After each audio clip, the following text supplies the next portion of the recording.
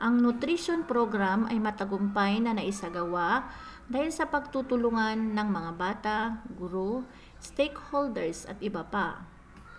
Kami po ay lubos na nagpapasalamat sa mga sumusunod na mga donors.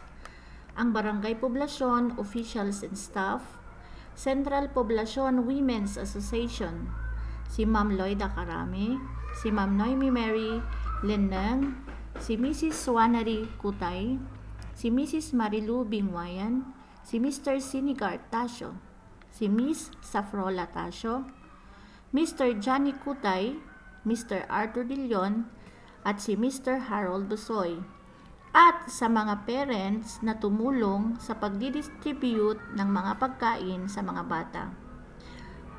Mula sa pamunuan ng Sablan Central School, maraming salamat po.